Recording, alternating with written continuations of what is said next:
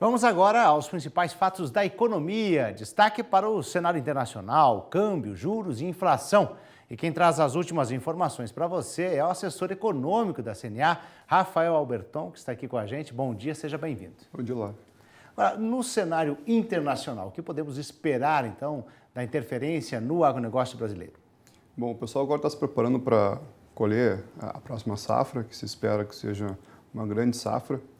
E algumas das nossas commodities, elas estão centradas, os seus preços estão centrados na parte externa do Brasil. Por exemplo, a soja ela é centrada na Bolsa de Chicago. Então, alguns movimentos que acontecem nos Estados Unidos, na Europa e na Ásia interferem nesse preço.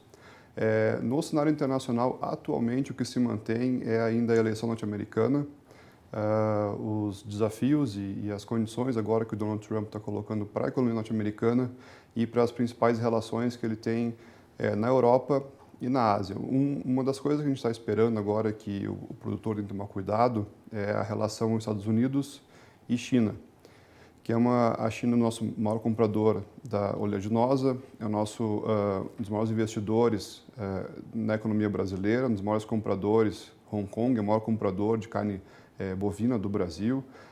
Então, nós temos laços muito estreitos com a China e esse relacionamento entre os Estados Unidos e a China é muito importante ser acompanhado de perto. Esse é o primeiro fator.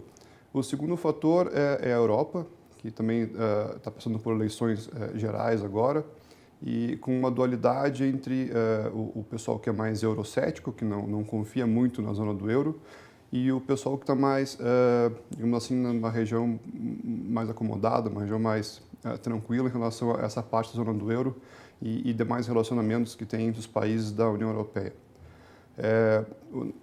Nesse sentido, eles estão havendo uma divergência entre os blocos e isso pode ser refletido na economia brasileira.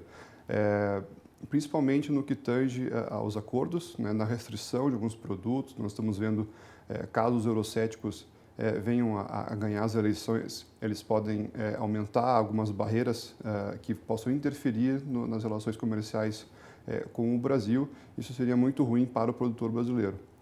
E na Ásia, o que a gente tem acompanhado por enquanto é que a economia chinesa ela cresce, mas não cresce como crescia há alguns anos atrás. Então, é um outro movimento que a gente vem acompanhando. O governo chinês agora passa por uma transição política, vai ter, entre aspas, eleições no Partido Comunista. Eles estão fazendo investimentos imobiliários muito fortes para tentar manter a economia aquecida. E isso tudo, como a gente falou anteriormente, se reflete também nas relações que nós temos com os produtores brasileiros. Agora, em relação ao câmbio, qual é a expectativa para 2017? Bom, quando esses fatores vão interferindo, todos os fatores interferem no câmbio, tanto na economia norte-americana, na zona do euro, quanto na região asiática. Nós saímos de um câmbio de 2016 que fechou em 3,35. Agora, o pessoal está acompanhando um câmbio, fechou ontem em 13,11. E para esse ano nós esperamos outra média em torno de 13,36.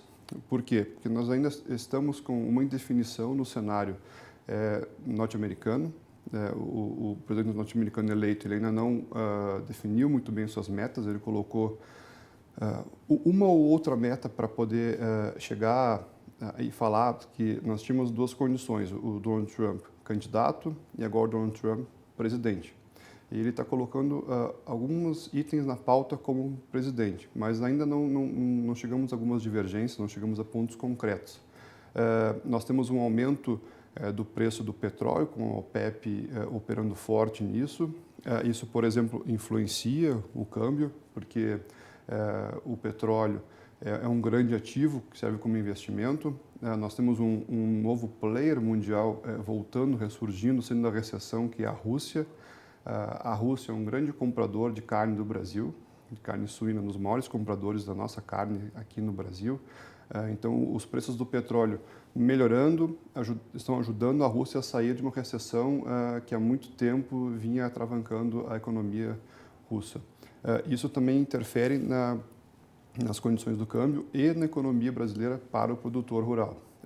Além disso, outro fator que interfere muito fortemente é a economia asiática. À medida que a China vai mantendo o seu ritmo de crescimento e vai demandando produtos, isso dá uma folga para o câmbio no Brasil.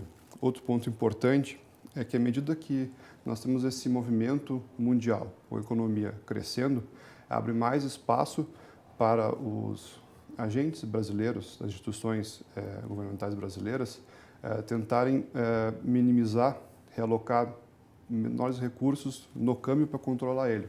O que seria isso? A gente gasta menos dinheiro em enrolagem do câmbio com relação ao Banco Central. Agora, Rafael, quais são então as perspectivas para a taxa Selic em 2017?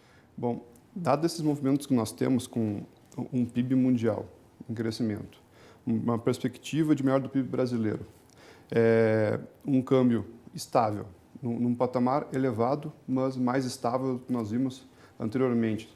Não esqueçamos que em 2015 o câmbio fechou em mais de R$4. Então hoje o câmbio está muito mais estável. Isso dá uma folga para o Banco Central, juntamente com a economia brasileira vem apresentando. A economia brasileira vem de uma ociosidade muito grande, vem com um investimento fraco, muito aquém do que deveria, e de uma recessão muito forte. Isso tudo leva o Banco Central para que ele consiga diminuir a Selic, que ela fechou em 2016 13,75, já esperamos para 9,5 para 2017 e 9 para 2018. É muito provável que esses números mudem, porque o Banco Central ele está vendo que se o governo não mexer, uma das maneiras de fomentar investimento no Brasil é melhorar o crédito. Para melhorar o crédito na economia, ele tem que mexer na taxa básica, que é a Selic. Dessa maneira, ele consegue movimentar essa roda para que a economia volte a crescer ou volte pelo menos a se movimentar, porque a economia atualmente está estagnada. Agora, qual será o impacto de uma possível, então, variação na Selic em relação à inflação do país e as perspectivas do IPCA para 2017? Umas coisas importantes para o pessoal entender é que esses movimentos eles não são isolados. À medida que o crédito aumenta, a população começa a comprar mais. Comprando mais, a tendência é que esses preços fiquem maiores, haja um aumento geral do nível de preço, e esse aumento geral e constante do nível de preço nós chamamos de inflação. Então, é muito complicado fazer política econômica, porque à medida que a gente aumenta o nível de crédito da economia, a gente pode descontrolar a inflação. Agora, é importante salientar que, como o nível de investimento brasileiro é muito baixo, é muito pequeno, nós passamos por uma recessão muito forte, o Banco Central não tem muita escolha, a não ser aumentar o nível de crédito da economia brasileira e tentar controlar a inflação. A inflação ela vai ficar em torno de 4,5%, não tem muita variação para isso, porque a economia brasileira ainda não está aquecida. Então, nesse primeiro momento, vai haver um aumento no nível de crédito, sem uma interferência muito grande na taxa de inflação. Rafael, assessor econômico da CNA, Rafael Alberton, muito obrigado pela participação. Tenha um bom dia. Eu agradeço, bom dia.